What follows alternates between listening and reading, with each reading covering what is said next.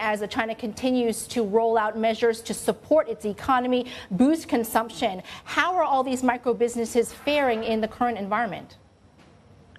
Well, we obviously can only see a limited sample of what we do, which is still quite representative, in about 170 cities all over the different food and beverages, services, retail, and cultural and sports activities. So what we see from our vantage point are very resilient, very strong, not necessarily recovery because we were doing quite well even during COVID. But you start to see significant improvement since COVID. On average, for every 1,000 investment, we use one indicator called daily cash yield. For every 1,000 investment, how much money we're getting every day. So last year, during COVID, average is about 1.3 to 1.4 yuan per 1,000 investment.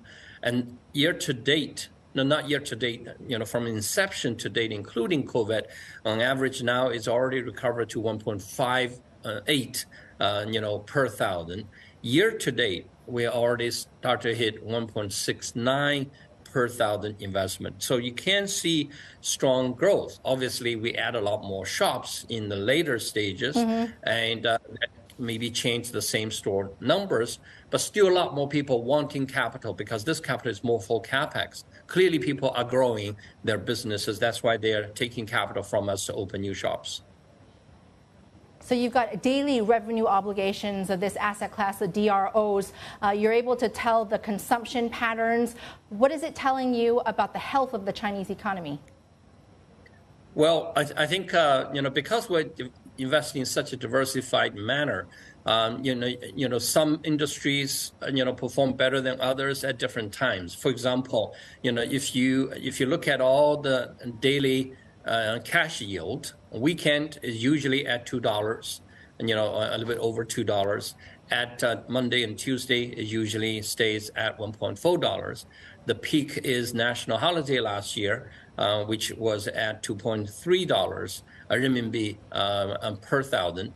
But this year, May 20th, which is the kind of Valentine's Day on the Chinese calendar, again hitting a very strong, a note at 2 point something. On New Year's Eve, it was really the lowest because everybody stayed home. But on that day, convenience store indexes hit an all-time high because people still do the last-minute shopping. And also, if you look at the month-to-month numbers from the first tier all the way to fifth-tier cities, the fourth-tier cities and fifth-tier cities enjoy a massive rally during Chinese New Year because everybody went to the countryside to spend. And that number stands at 2.4, 2.5, and then obviously, the holiday's over, and they come back to the cities. So you can see in a very vibrant indicator of what's going on. But on average, from at least our vantage point, things are improving quite dramatically, but consistently. But again, we are investing in small shops. The revenue is not going to go up and down like a yo-yo, because it's just a fixed footage, fixed number of tables. So businesses are great, then, it's still going to hit the ceilings because you can only jack up the price that much. And, when in difficulty, then you shut down. So it's not really a yo-yo because it's a price earning ratio with a big multiple. It's actual revenue every day.